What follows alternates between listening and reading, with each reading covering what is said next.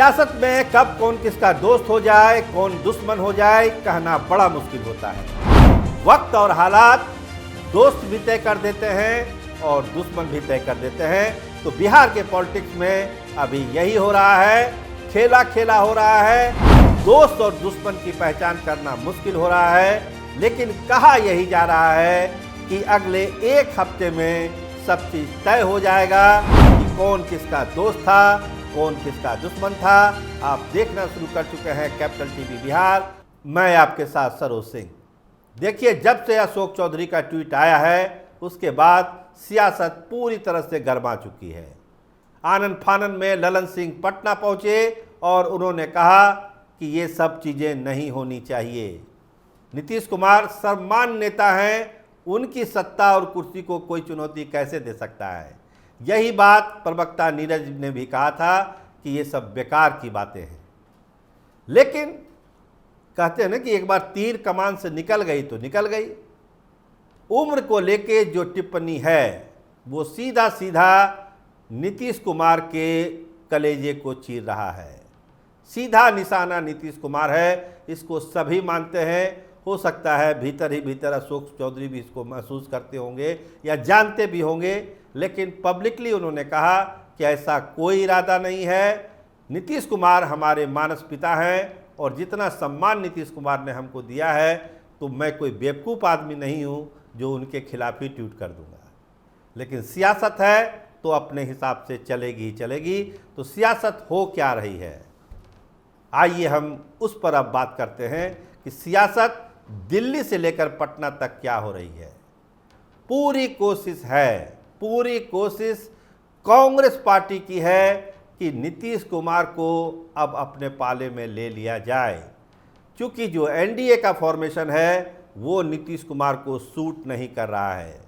कल के ट्वीट को भी कांग्रेस पार्टी ने उसी हिसाब से देखा है, उसी एंगल से देखा है कि नीतीश कुमार को डिस्टर्ब करने के लिए इस तरह की चीज़ें बिहार में हो रही है।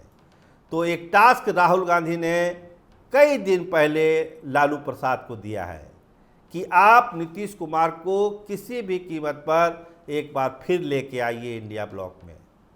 और इसका अभियान चल रहा है, पटना में भी, दिल्ली में भी, और हो सकता है कि दुबई में भी।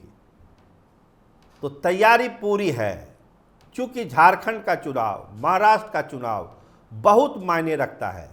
कांग्रेस पार्टी की अपनी समझ है कि हरियाणा का चुनाव वो जीत रही है, जम्मू कश्मीर में बीजेपी कहीं नहीं है, महाराष्ट्र में वो चुनाव जीतेगी।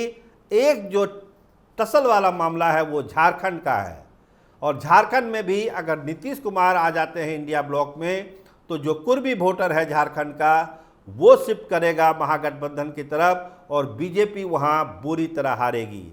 और 4 राज्यों में हारने के बाद बीजेपी का जो मॉरल है वो जमीन पर होगा और कांग्रेस के जो उत्साह है वो चरम पर होगा। और उसके बाद फिर दिल्ली की कुर्सी के लिए बड़ा खेल करेगी कांग्रेस। एकनाथ शिंदे के सांसदों पर नज़र है और जो छिटपुट छोटे छोटे दल हैं उनके सांसदों पर नज़र है।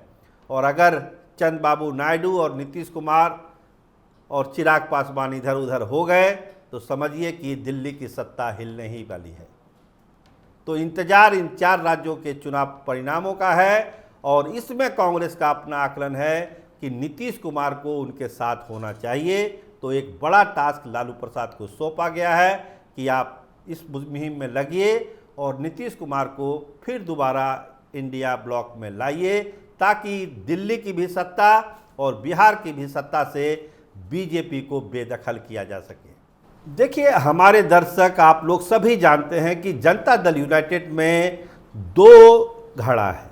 एक फैक्टर चाहता है कि आरजेडी के साथ उसका तालमेल हो, गठबंधन हो, बिहार में चुनाव हो, और दूसरा तबका चाहता है कि बीजेपी के साथ जो गाड़ी चल रही है उसको पूरी मुस्तैदी से चलाया जाए।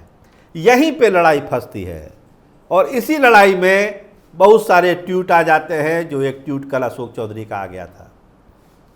ललन सिंह पहुंचे हैं पटना, बहुत सारी चीज़ें, सियासी हलचल पटना में तेज है। लेकिन ये जो 2 धारा है जनता दल यूनाइटेड के भीतर, इस धारा को एक अंतिम अंजाम तक पहुंचाने के लिए आपको इंतजार करना पड़ेगा। अगले हफ्ते, मतलब अगले हफ्ते जो कार्यकारिणी की बैठक बुलाई गई है, कहा जा रहा है कि राज्य कार्यकारिणी की जो बैठक जनता दल यूनाइटेड ने बुलाई है, उस बैठक में बहुत सारी चीज़ों को तय हो जाना है। सीधा सीधा लाइन देना है कि नीतीश कुमार ही वन एंड ओनली हैं जनता दल यूनाइटेड के, उन्हीं के नेतृत्व में बिहार में चुनाव होना है।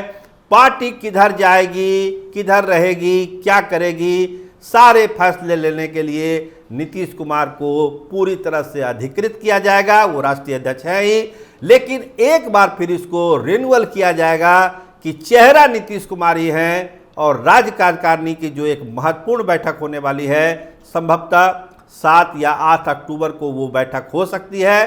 तो उस बैठक में सारी चीज़ों को सामने रखा जाएगा और जनता दल यूनाइटेड एक रास्ता तय करेगा कि बिहार में उसको नंबर 1 की पार्टी बननी है। तो क्या क्या उसको करना है, मिशन 25 के लिए एक ब्लूप्रिंट को अप्रूवल दिया जाएगा। लेकिन सबसे बड़ी बात होगी कि नीतीश कुमार ही सर्वश्रेष्ठ है, भरोसा उन्हीं पर है, पार्टी उन्हीं की है। तो उनके मर्जी के बिना पार्टी में पत्ता नहीं हिल सकता है। ये एक संकल्प उस कार्यकारिणी के बैठक में, राज्य कार्यकारिणी के बैठक में तय कर दिया जाएगा। और आगे जो सियासत होनी है, चाहे वो दिल्ली की हो, झारखंड की हो, पटना की हो, उसमें लालू यादव और तेजस्वी यादव का रोल भी बहुत अहम होने वाला है। क्योंकि टास्क दिया गया है कि नीतीश कुमार को अब वापस इंडिया कैंप में लाइए। तब देखिए कैसे दिल्ली की भी सत्ता बदलेगी और पटना की भी सत्ता बदलेगी। तो देखिए लालू यादव और तेजस्वी यादव इस टास्क को पूरा कर पाते हैं या नहीं कर पाते हैं। लेकिन जो अभी परिस्थितियां बिहार की है, उसमें लगता है कि मामला 50-50 का है। आप देखते रहिए कैपिटल टीवी बिहार। आपका बहुत धन्यवाद, आपका बहुत शुक्रिया।